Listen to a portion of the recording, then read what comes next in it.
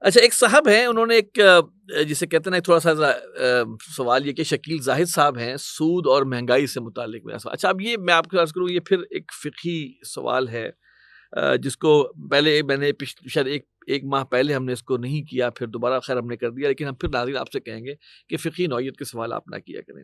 بہرحال انہوں نے بھیجا ہے، ہم ان کا اکرام کرتے ہوئے. شکیل زاہد: اگر میں ایک شخص کو 1,00,000 روپے بطور قرض دوں جس کو اس نے 1 سال کے بعد واپس کرنا ہو، اور 1 سال کے بعد ملک میں مہنگائی میں 10% اضافہ ہونے کا امکان ہو، تو اس صورت میں واپس ملنے والی رقم 1,00,000 کی بجائے 90,000 رہ گئی. تو اس صورت میں اگر میں کہوں کہ روپے کی قیمت گرنے کی وجہ سے میں نقصان پورا کیا جائے، تو اس طرح مجھے مزید ملنے والا 10,000 روپے کیا سود کہلائے گا؟ جی، یہ بہت اچھا سوال ہے اور بڑا مشہور سوال ہے، مشہور ہے. اور اس کا جواب اس لیے دینا ہمارا بنتا ہے کہ انسداد سود کے حوالے سے جو بھی اللہ تعالیٰ نے تنظیم اسلامی کو کوششیں کرنے کی توفیق عطا فرمائی، اس میں کچھ لٹریچر کی فراہمی، کچھ شبہات کے جوابات، کچھ سوالات اور اعتراضات کے جوابات بھی شائع کیے گئے. ہمارے انجمن خدام القرآن سندھ کراچی کی طرف سے بھی کتابچہ شائع ہوا، اور مرکزی انجمن خدام القرآن لاہور سے بھی کتابچہ جس میں اعتراضات کے جوابات دیے گئے. اب یہ بڑا دلچسپ سوال ہے، بہت پرانا ہے، کہ دیکھیے جی میں نے 1,00,000 روپے کسی کو دیے، روپے کی قدر تو کم ہو جاتی ہے، تو اگر میں واپس لوں گا تو اب کل جو چیز میں 1,00,000 کی لیتا تو 1,00,000 میرے ہاتھ میں ہوتے، آج تو 90 ہیں، تو مجھے 1,10,000 ملنے چاہیے کیونکہ روپے کی قدر کم ہو گئی.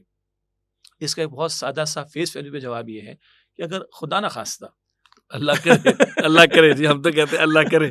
جی چلیے اللہ کرے کہ کل روپے کی قدر اگر بڑھ جائے تو کیا آپ 1,00,000 کے 90 واپس لینا گوارا؟ سوال ہی پیدا نہیں ہوتا، فوراً جواب یہ آئے گا.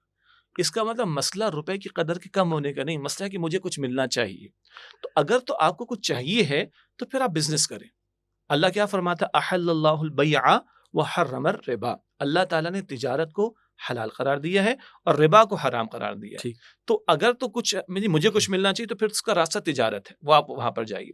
ہاں ایک راستہ یوں کہیے کہ ایک نقطہ یہ اہل علم نے بیان فرمایا کہ آپ یہ کر سکتے ہیں کہ کسی کو آپ قرض دے رہے ہیں نا، تو آپ اسٹینڈرڈ کموڈیٹیز گولڈ اور سلور ہے، تو آپ گولڈ کو ایک اسٹینڈرڈ بنا لیں. میں تمہیں آج دے رہا ہوں 10 گرام سونا، ٹھیک ہے، اس سے ریلیٹ کر دیں، اور تم 1 سال کے بعد مجھے 10 گرام سونا یا اس کی رقم برابر رقم مجھے واپس کرو گے، تو اس کی تو گنجائش بنتی ہے کیونکہ ہم نے ایک اسٹینڈرڈ کموڈیٹی کے ساتھ اس کو ریلیٹ کر دیا. آئی ریپیٹ اگین کہ میں تمہیں 10 گرام سونا دے رہا ہوں ریلیٹ کر کے، 10 گرام سونے کے برابر دے رہا ہوں. اسٹینڈرڈ کیا بنا ہے؟ 10 گرام، چاہے وہ 20 ہو سکتا ہے، 30 ہو سکتا ہے. اب جب تم مجھے واپس کرو گے تو رقم اتنی واپس کرو گے جتنی 30 گرام کی اس وقت رقم بنے گی، 10 گرام ہو 20 گرام ہو، یہ تو گنجائش موجود ہے. لیکن یہ جو سوال کا نقطہ تھا نا کہ صاحب وہ روپے کی ویلیو کم ہو جائے گی، یہ اصل میں کچھ اور بات ہے، یہ روپے کی قدر کم ہونے کا مسئلہ نہیں. اور ویسے آپس کی بات ہے، اکنامکس کے پوائنٹ آف ویو سے یہ جو امپیکٹ آتا ہے نا ڈی ویلیویشن کا، اس کی بھی بنیادی کاز وہ سود ہی ہے. یہ تمام جو اسی کی خباثت ہے، اسی کی خباثت ہے، وہ ختم کرے تو یہ سوال ہی ختم ہو جائے گا انشاءاللہ.